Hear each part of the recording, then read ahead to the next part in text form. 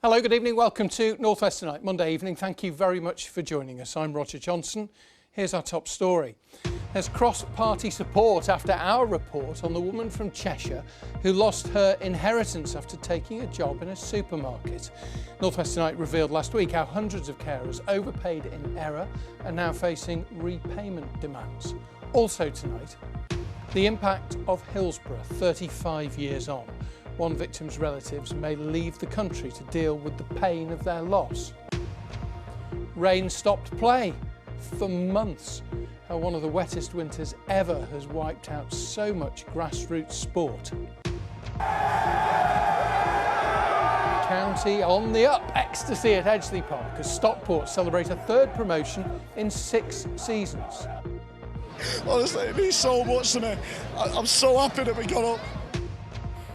And while the heavy showers are not for all, they do result in pretty pictures. Jude sent this picture in from Coniston. Look at that rainbow, beautiful. But will we see more tomorrow? Well, you'll have to join me at the end of the programme and I'll give you all the details.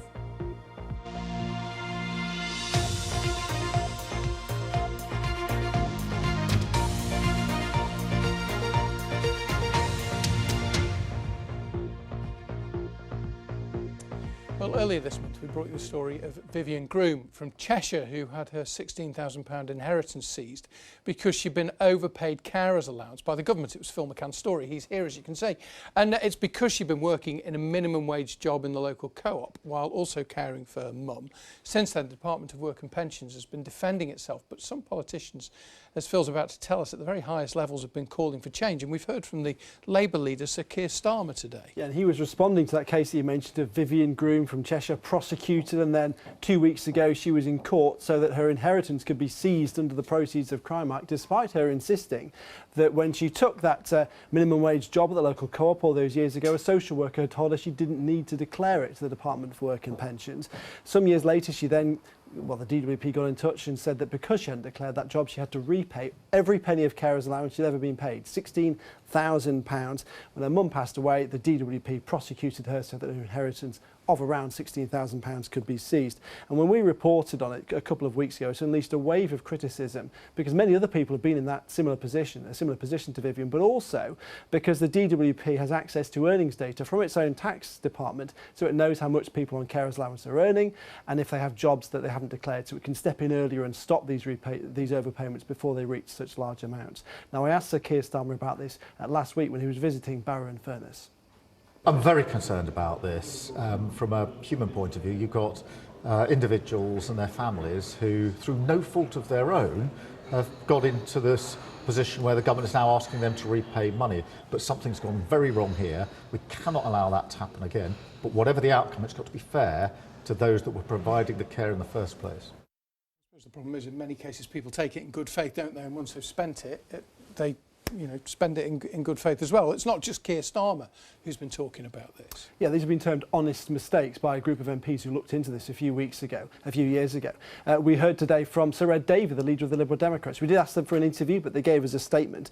And he said it's quite clear something has gone awfully wrong in that case we've been talking about, Vivian Groom's case. He's called for a pause in repayment demands from the DWP and said carers must be supported, not treated like criminals for honest mistakes. Last week, the Conservatives, the former Work and Pension Secretary, Sir Ian Duncan-Smith, also called for repayment demands to be paused when he spoke to the BBC. As for the Conservative Party itself, we wanted a statement or an interview from them today, but they referred us instead to a statement from the Department for Work and Pensions itself, which says carers are unsung heroes, but also says claimants have a responsibility to inform the DWP of any changes in their circumstances. It is right, they say, that we recover taxpayers' money when this has not occurred. OK. Phil, thank you very much. Phil McCann there. Now, an investigation is underway after a fatal house fire in Wigan. One man died and 5 others were injured, including one whose condition has been described as life-threatening. The blaze broke out early yesterday morning on Warrington Road. Investigators are trying to establish the cause. The former Minister for Merseyside, Lord Heseltine, has criticised the amount of time that Liverpool's former Mayor, Joe Anderson, has been waiting to hear if he faces charges over allegations of fraud and bribery. The Conservative peer asked a government minister if he thought that it was justice that Mr Anderson has been waiting for over 3 years since his arrest. The Home Office says that the police are trying to finish the investigation quickly. Residents who live near a landfill site in Fleetwood protested today about the smell from the trans waste site on Jameson Road. The Environment Agency wants the problem sorted within a month, but those who live close by have complained about nosebleeds and headaches. The UK Health Security Agency says that any health impacts will be short term. We want the place closed, not worked, nothing else, but closure will be what we want. We want our air back, we want our lives back. We are living in a living hell. It's disgusting. And have a quick look at these pictures. Lancashire Fire and Rescue had one of those animal rescue jobs in Preston over the weekend. They chiselled away a wall to free a cat, although, as you can see from this photograph, a number of people on social media pointed out that the cat didn't look too pleased to have been saved.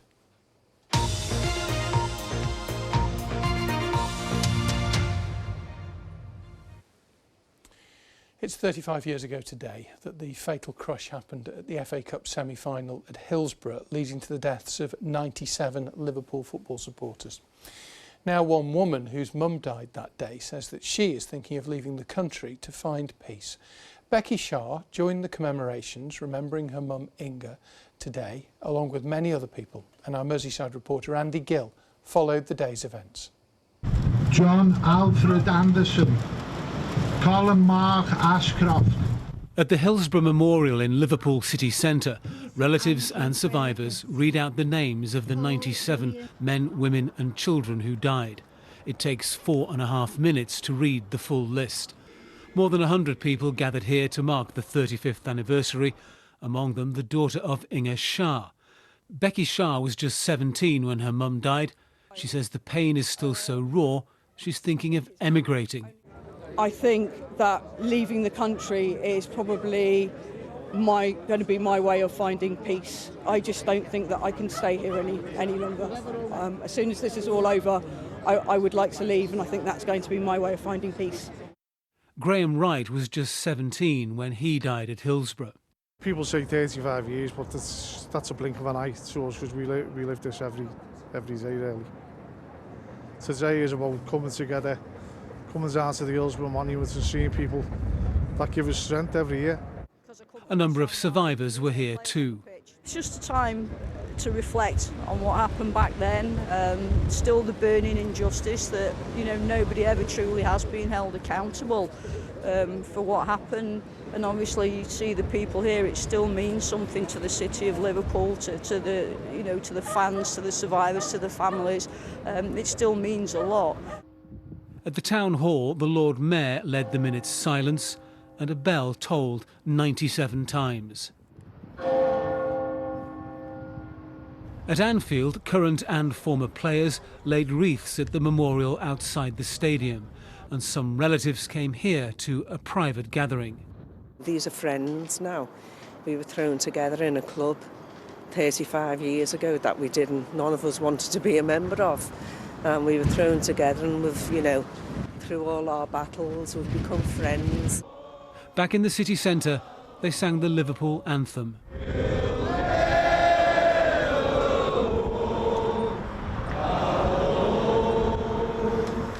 Andy Gill, BBC North West Tonight. It's the 15th of April 1989, a date that will always be remembered.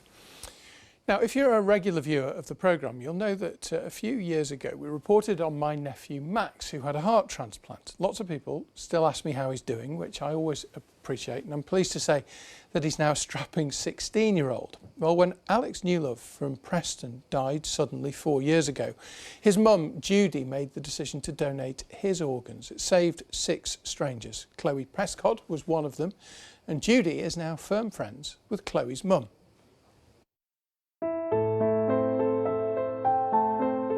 Alex was the eldest of my 4 boys, went to university in Manchester before moving to Chicago to follow his dream.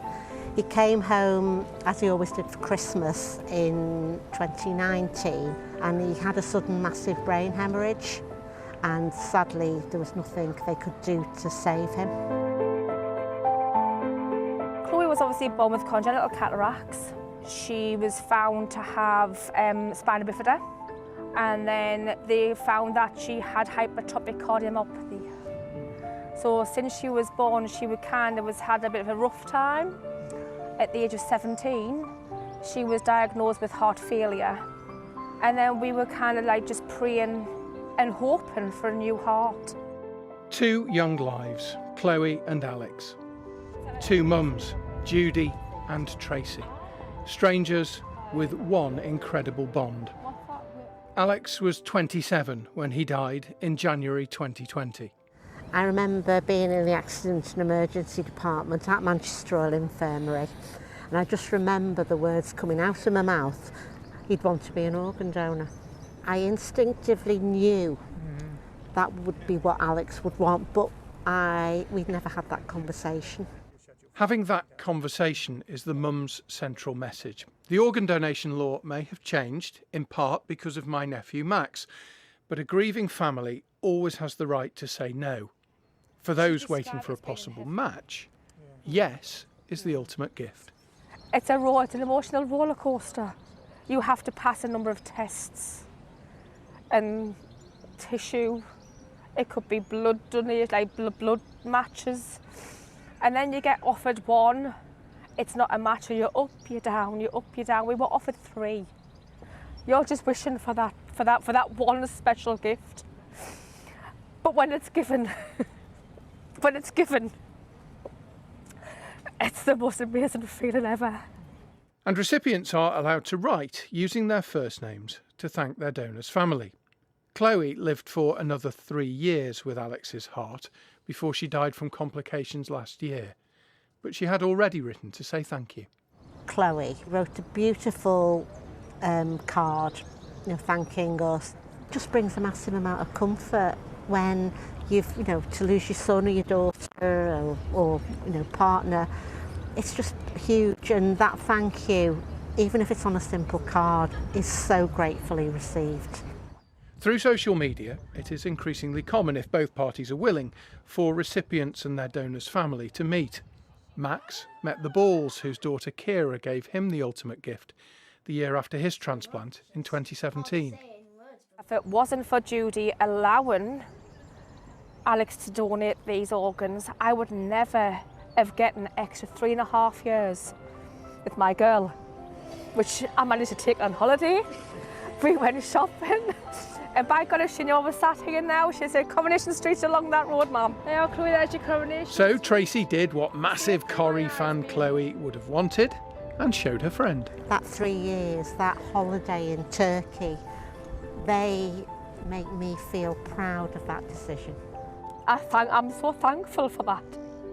If it wasn't for that yes word, that yes I will, thank you. You don't need to say thank you. Now to Stockport County, who'll be playing in League One next season after clinching promotion at the weekend. County beat Morecambe 2-0 at a bouncing Edgeley Park and now have their sights set on the League Two title. On their way back to League One, and for Stockport County fans, this is what it means. Honestly, it means so much to me. I'm so happy that we got up. And no wonder, this was a day to savour for county supporters who turned up at the ground ready to see their team seal promotion in style. Really means the world. Exciting, really exciting times. Calendar's done us proud, can't knock him, he's absolutely brilliant.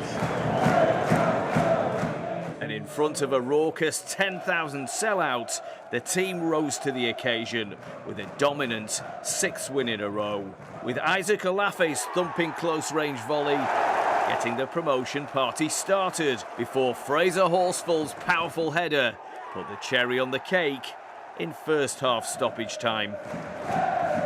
County had the cushion they needed to clinch their 3rd promotion in 6 seasons without too much concern, and confirmed that a club which was on its knees as cash-strapped part-timers just a few years ago is well and truly back.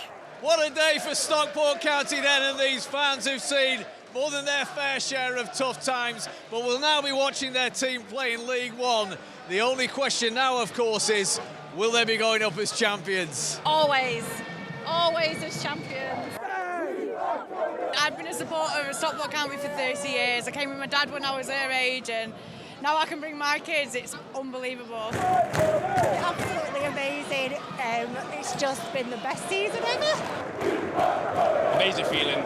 We set out what we planned to do at the start in the pre-season. But yeah, everyone's delighted. I'm over the moon to do 2 promotions in 3 seasons with this great club. It means the world to me. Dave, many congratulations. When you look at what it means to the fans, what does it make you think? What does it mean to you? Listen, it means everything, because I've personally worked so hard to get to this point, but I know how much work other people have done as well. So to be able to celebrate that, share in that success is massive. The focus for Dave and his team now will be to put the cap on their fantastic season by clinching the League 2 title with victory at Notts County tomorrow. What a fantastic few years it's been for County. Preston North End's Championship playoff hopes, though, look to have gone after a 1-0 defeat to Norwich, but there was better news for relegation-threatened Blackburn Rovers thanks to an excellent 1-0 victory at Leeds. In League One, Bolton are still hunting automatic promotion after a 1-1 draw against Portsmouth. There were also wins for playoff-chasing Blackpool and relegation-threatened Fleetwood, seen here winning 2-0 against Northampton. Congratulations to Altrincham in the National League playoffs for the first time, and to Manchester United women, who are in the FA Cup final for a second successive year after a 2-1 win over Chelsea, the team they lost to in that final last season as well. Lucia Garcia and Rachel Williams with the goals. United will face Spurs at Wembley on May the 12th. In Rugby League's Challenge Cup quarter-finals, the holders Lee are out, I'm afraid, after defeat at Hull KR. Wigan, though, hammered Castleford by 60 points to 6, with Warrington Wolves getting the better of St Helens by 31 points to 8 at the Totally Wicked Stadium. The Wolves will face Huddersfield, with Wigan taking on Hull KR in the last 4. In boxing, Manchester's super featherweight Zelfa Barrett has taken a big step towards a second shot at a world title. He stopped his opponent, Jordan Gill, with an explosive finish in the 10th round at the AO Arena. Congratulations to Zelfa. Finally in cricket, Rog, Lancashire's Championship game at Hampshire ended in a draw. Rain-affected day. Surprise, surprise. Yeah, I know. Played really well. Lancs take 13 points, though, from the match. OK, we're going to talk about rain-affected sport. Thank you, Richard. Kay will have the weather in a moment, but many grassroots sports teams will be praying for better weather to come. Fixture lists, as Richard's been suggesting, in many sports have been ruined by one of the wettest winters. We'll be interested to hear your experiences. I'll give you the email address in a moment. First, here's Mairead Smith. It may look like a lake, but under this water is a golf course in Cumbria. Every winter is a bad winter, but this is by far the worst we've had it. Because of this flooding, the full course hasn't been open in over 5 months. We've had the odd week where we've had 9 holes open and it's been fairly good condition, but that's it. Mainly since November, what you see is pretty much what it's been like. Dan says the water runs off the hills and from the River Winster and hopes a nearby culvert can be dug out to drain it away. It's all having a huge impact on the club. We've been lucky actually that most of the members have been really patient. We have lost a handful, but we worry that people's patience will run out, and if people decide not to renew membership, we could be in a really difficult position. From the fairway to the outfield, this grass may look green in places, but all play is off. I've never known a set of circumstances like this. I've been the groundsman for 13 years. It's either raining, about to rain, or just rained.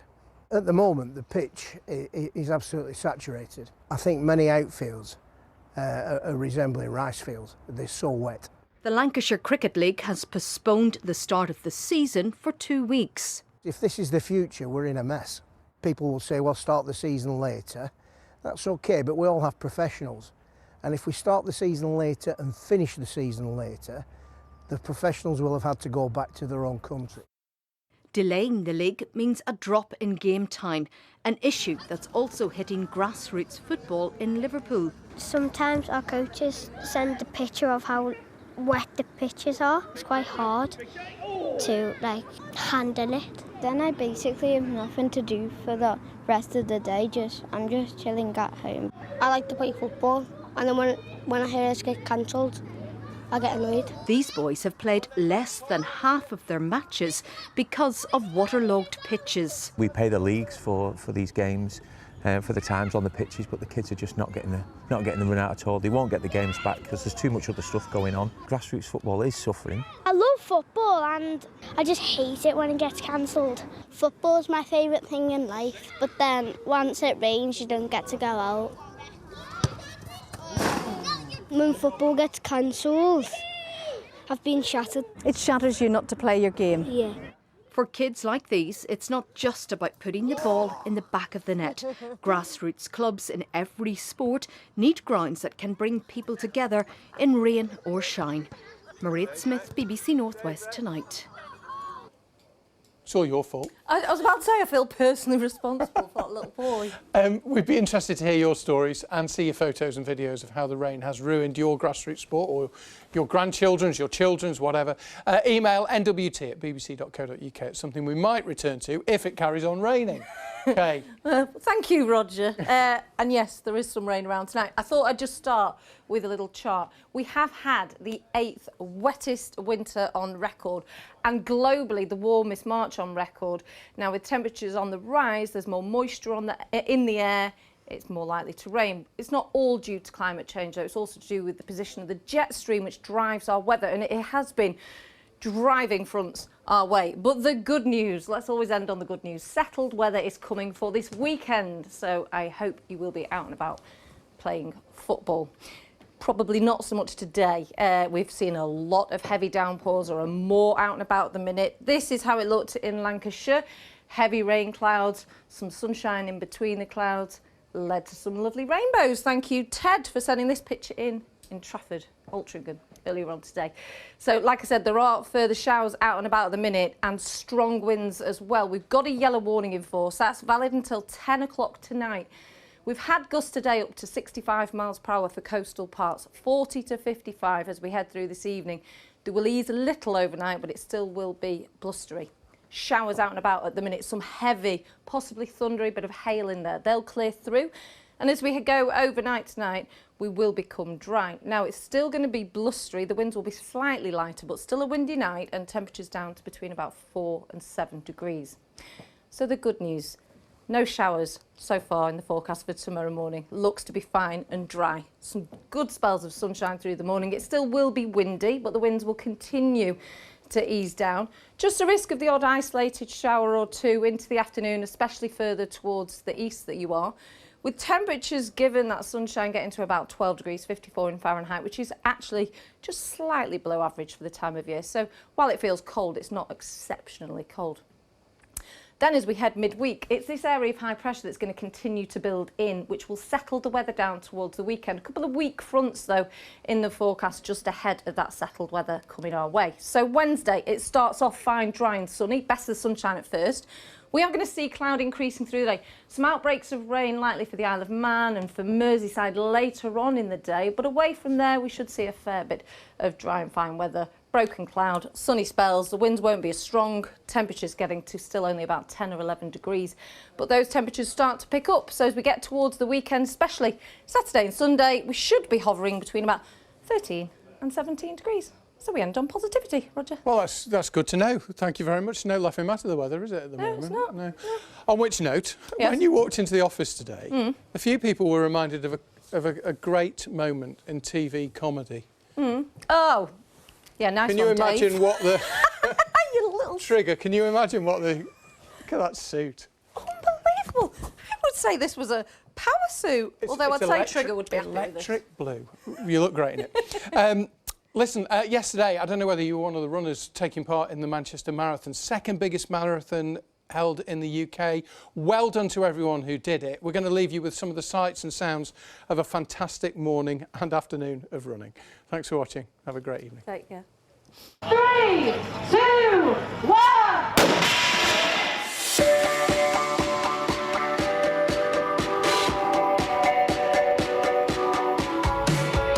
Always great coming to Manchester, really good crowd.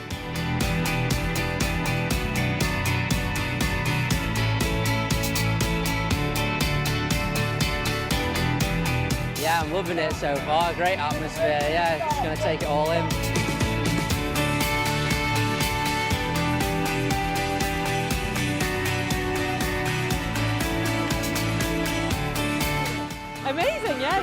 Yeah, it's a really good atmosphere. Good running.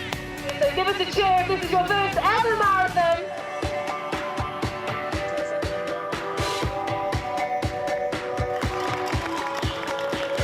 Does that mean in the Elite Field they'll be in shortly then you'll be disappearing into Manchester?